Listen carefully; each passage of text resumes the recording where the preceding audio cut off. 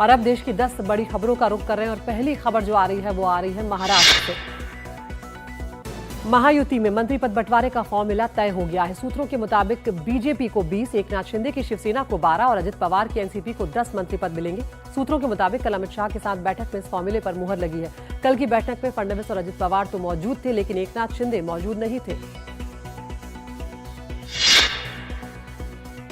राजस्थान के दौसा में 3 दिन से बोरवेल में फंसे 5 साल के आरंग की मौत हो गई। कल रात उसे बोरवेल से बाहर निकालकर अस्पताल ले जाया गया था, लेकिन डॉक्टर्स ने आरंग को मृत घोषित कर दिया। आरंग को बोरवेल से निकालने के लिए एनडीआरएफ और एसडीआरएफ ने 56 घंटों तक रेस्क्यू ऑपरेशन चलाया था। उत्तराखंड के हल्द्वानी में 2 कारों की जबरदस्त टक्कर हुई और टक्कर के बाद दोनों पक्षों में कहासुनी और मारपीट भी हुई। इसके चलते वहां पर जाम लग गया। घटना का पता चलते ही पुलिस ने मौके पर पहुंचकर हालात को संभाला। ये घटना सीसीटीवी कैमरे में भी कैद हो गई है।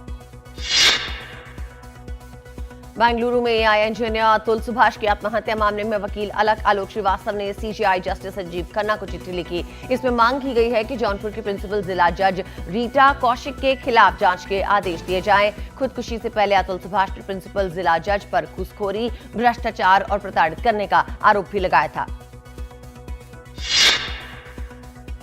अतुल सुभाष की आत्महत्या की जांच के बीच जौनपुर में उनके ससुराल वाले घर में ताला लगाकर फरार हो गए। अतुल की पत्नी निकिता सिंघानिया की आरोपी मां और भाई जब भाग रहे थे तब एनडीटीवी ने उनसे सवाल भी पूछने की कोशिश की, लेकिन वो जवाब दिए बिना ही चले गए। ससुराल पक्ष का घर जौनपुर कोतवाली के खोआ मंडी में है।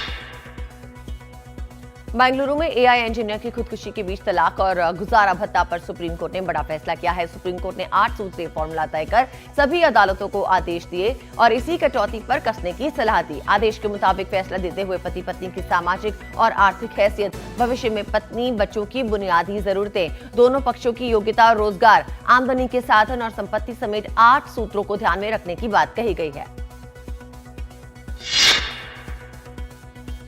छत्तीसगढ़ के बीजापुर में जवानों ने माओवादियों की साजिश को नाकाम करते हुए आईईडी को नष्ट कर दिया। 5-5 किलो के 2 और 10 किलो वजनी एक आईईडी तर्रेम और गंगालूर क्षेत्र से मिले थे। तीनों आईईडी को जवानों की टीमों ने मौके पर ही नष्ट कर दिया। जवानों की सतर्कता से एक बड़ा खतरा टल गया।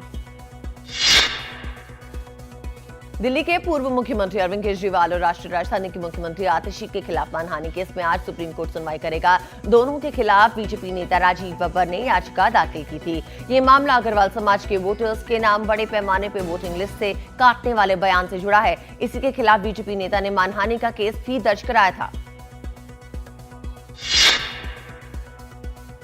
सुप्रीम कोर्ट आज प्लेसेस ऑफ वर्शिप एक्ट 1991 की वैधानिकता को चुनौती देने वाली याचिकाओं पर सुनवाई करेगा। इन याचिकाओं में 1991 के प्लेसेस ऑफ वर्शिप एक्ट को अन्यायपूर्ण बताते हुए रद्द करने की मांग की गई है और वहीं जमीयत उलेमा-ए-हिंद, मुस्लिम पर्सनल लॉ बोर्ड के अलावा कई राजनीतिक नेताओं ने एक्ट के समर्थन में आवेदन दाखिल किया है। अब आज सभी याचिकाओं पर एक साथ सुनवाई होगी।